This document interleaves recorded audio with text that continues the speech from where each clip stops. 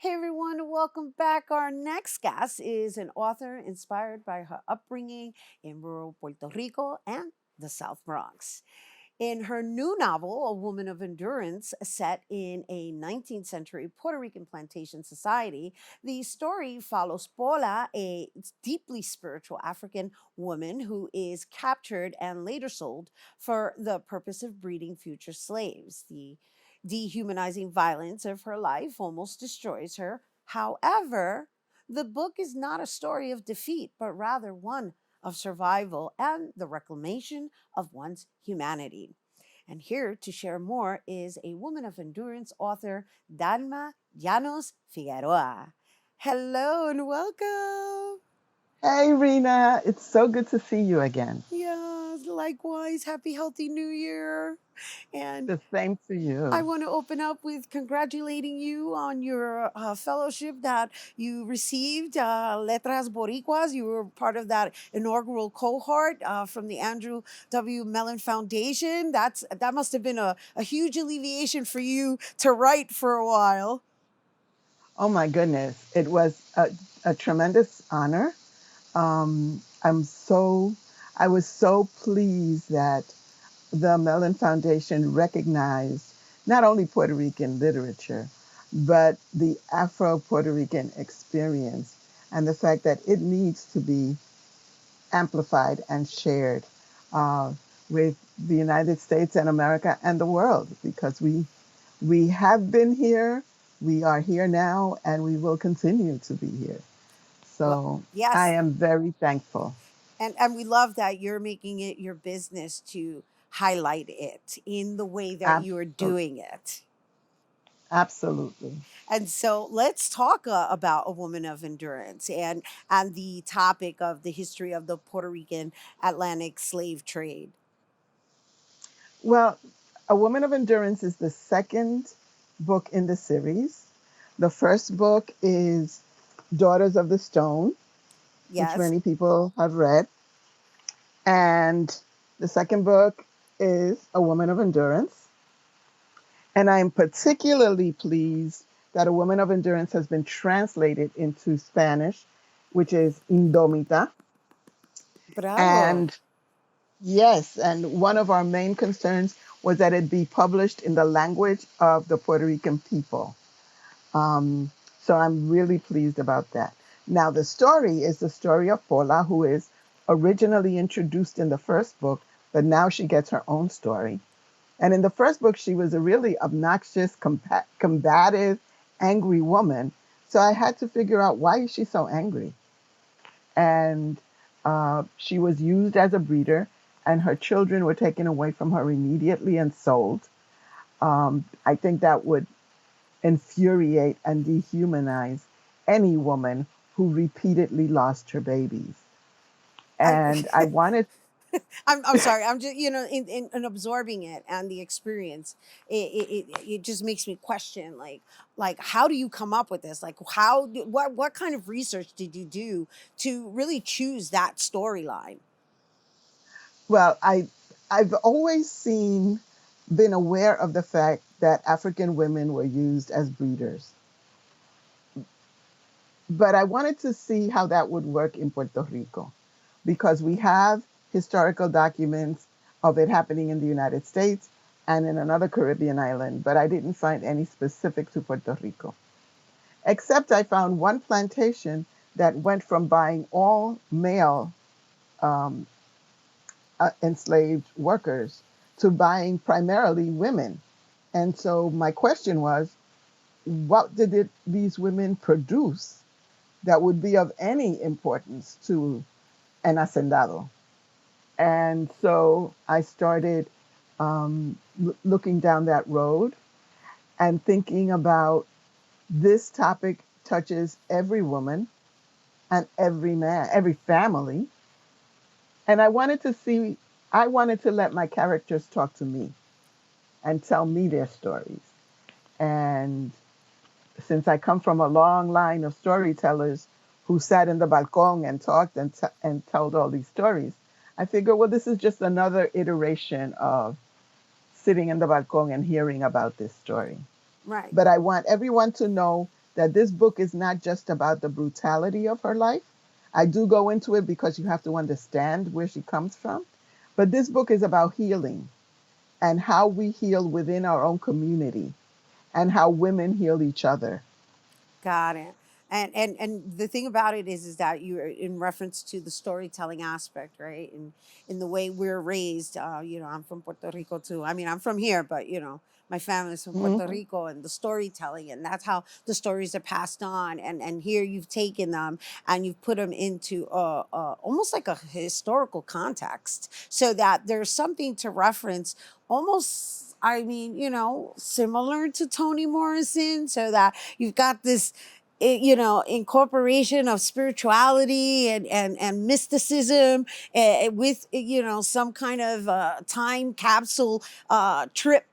And so I think it's really, really dope, for lack of a better word, that it's being translated, that it's done in Spanish too. And I understand you're going to Puerto Rico to introduce it. Absolutely. I'm going to Puerto Rico to do research on my third book, but also to introduce it to the Puerto Rican audience in Spanish. And that's really important to me. I There are so many things that are not spoken about that are in the book that I'm anxious to see if the Puerto Ricans on the island see themselves in this book. And so let's talk about the cultural relevance to the African diaspora within the island, which is obviously what you focus on, um, and shed light on. Let's talk about that historical context. Mhm. Well, I think I like you grew up in New York City. I was educated in New York City, but from what I can see and hear from speaking to um, our compatriotas on the island, they, as they were growing up, were not introduced to the culture of Black people and Africans in Puerto Rico. It was not a part of the curriculum that was highlighted. It was not something people talked about.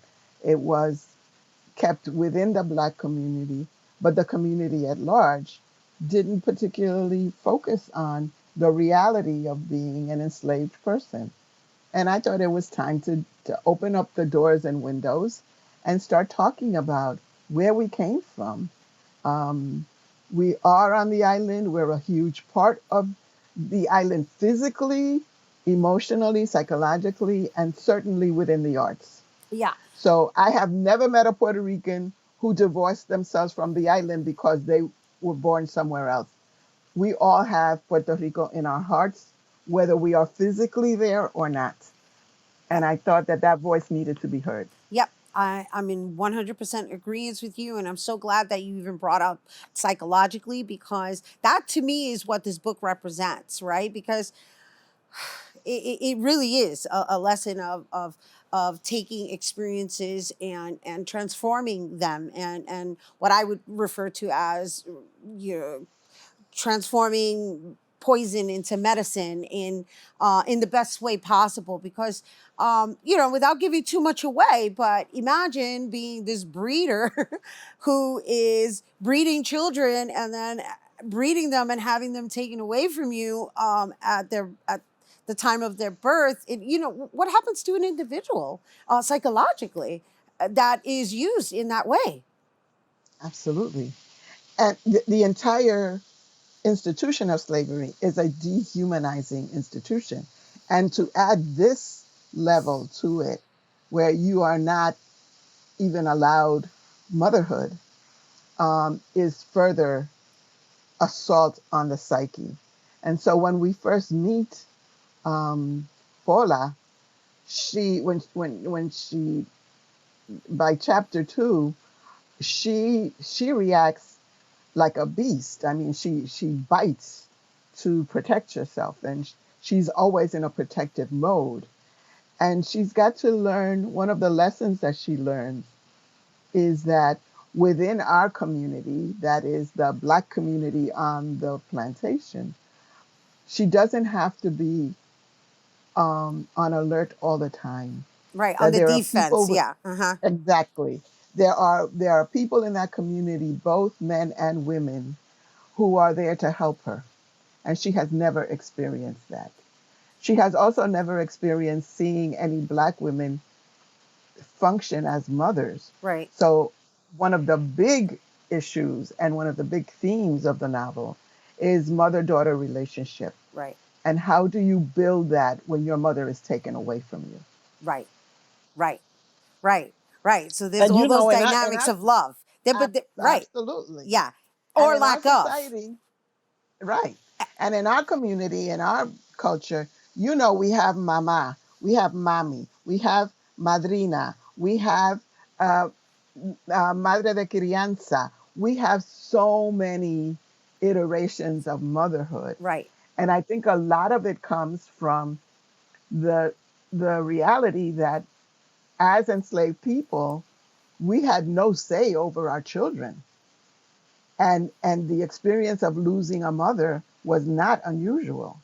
And so when that's your foundation, then you learn how to find motherly love wherever you can get it. And there are many types of motherly love in my work. I know it's awesome. I love the empowerment that you really infuse into the women characters, not solely as mothers, but as women who are the what I want to say the CEO of the situations, Mhm. right? Because there's that component Absolutely. as well. Yes, yes, absolutely. And the people who have the most power within that community of enslaved people are older women. Tia Josefa, who gives her advice. Rufina, who is the healer, the curandera, who knows all about herbs and keeping our people alive. And then there's Pastora, who's the cook. And she's constantly sneaking out food to pass down to other people who who need the substance. So those three characters are like the trilogy that protect her and help her heal. And No, this is great. That was a nice. there's a That was lot going no, on. I know, but that was a great conclusion in leaving everybody out. Wondering, what's that third Okay, book gonna be like? okay, Yeah. okay. And one of the things I'm looking forward to, as I said, is talking to Puerto Ricans on the island and getting their reaction. And for those people who are on the island or will be on the island for the next month or so, I will put up my schedule on my Facebook and on my website so you can keep track of where I'll be on the island. Wonderful. And thank you for bringing it here to us, everyone. That Dahlma Llanos-Figueroa, author of A Woman of Endurance, as well as the Daughters of the Stone. And she mentioned it's going to be a trilogy. So she's developing the third one and she'll be in Puerto Rico. And for you guys, if you're interested in getting A Woman of Endurance, and that can be found at all bookstores. And there's also a paperback edition, excuse me, launching May 23rd. So if you're interested in all those details, you can visit dalmallanosfigueroa.com. We do have to take a quick break, but when we return, we'll celebrate the Lunar New Year with a tribute to the Asian American community in New York City and abroad with a new photo exhibition titled This Is Home. Don't go anywhere.